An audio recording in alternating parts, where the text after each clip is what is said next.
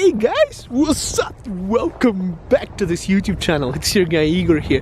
Today I have some shocking news about Canada immigration and what Canada immigration has done, and I can blame probably a immigration minister on this one, because it's been really deceiving and disappointing what they did in 2020.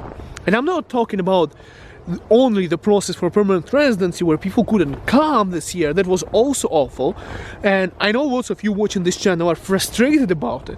I want to point out some obvious fact where they actually did something bad. Parent and grandparent sponsorship program. So if you are planning to come to Canada at some point, you might want to reunite with your family. You want to sponsor your parents or grandparents to come here so you can spend time together. You might be expecting a child in your family, and you would really want your grandparents to be here or parents to be here with the child to reunite with your family once again, if you're Canadian or PR. So what has happened in 2020? Government has been delaying this process, right? They usually, in 2020 January, that had to happen, but then they delayed it once, then they delayed it again, and now they finally did it. You could apply somewhere in November. Now, people who have applied for it, you do know that you are qualified, right? So you need to have 3 years of taxes paid. You need to fall into the income bracket. So it took, let's say, it took you 3 years to build that kind of income to be qualified to bring your parents or grandparents to Canada.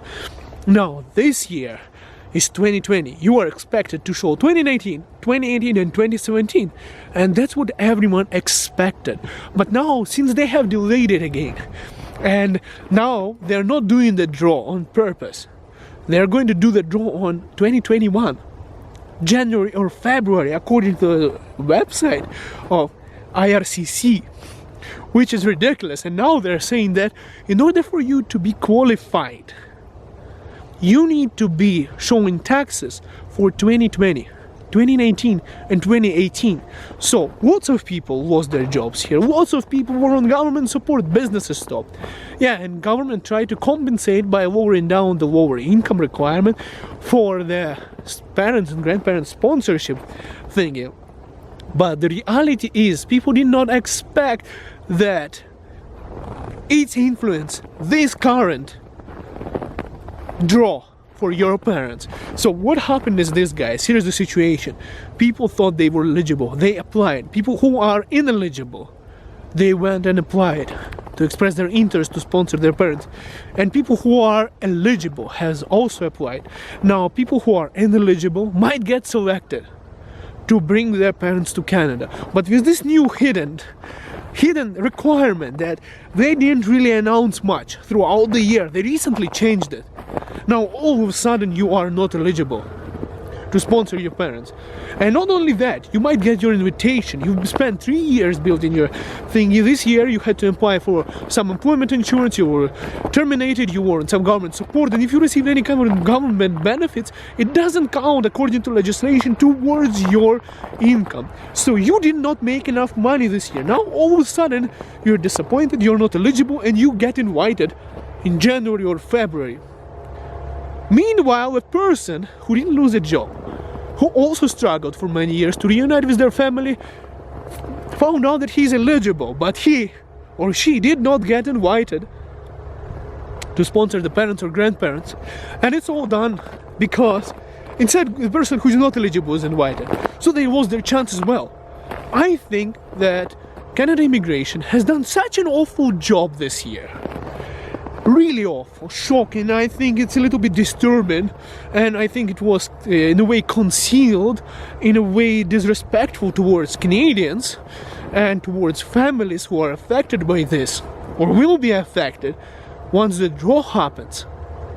I think this is awful what they did, and they really should either fix it or do something about it.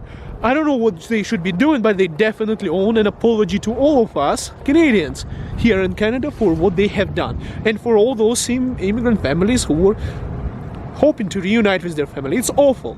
Not only the fact that they have made the legislation quite some time ago that you are financially responsible for your parents and grandparents, not 5 years like it used to be at some point, 10 years it used to be, it's 20 years now.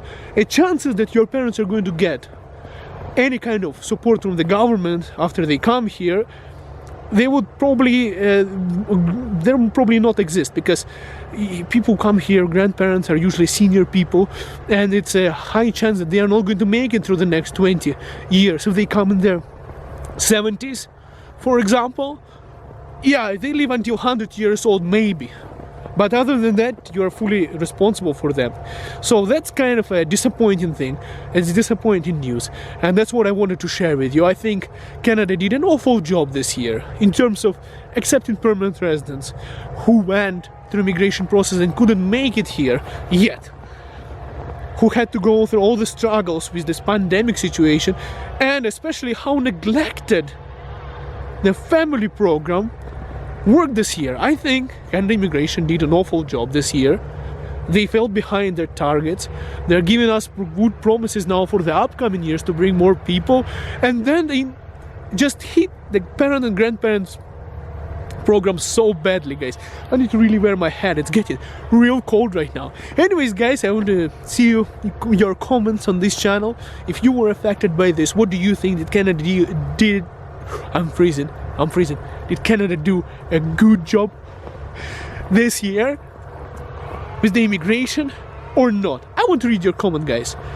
Alright guys, well, thank you so much for watching this channel. By the way, I'm going to shorten down my videos. I want to make sure that there is less advertisement on my videos, because people were saying there are too many advertisements. Even though I cannot do much about it, YouTube made a new policy where they can monetize video that is not monetized. So even if I don't want to make money, which would be stupid of me, YouTube still can put advertisements and make money on it. So that's one thing I wanted to share, guys. See you guys in the next video. See you in Canada. Bye for now.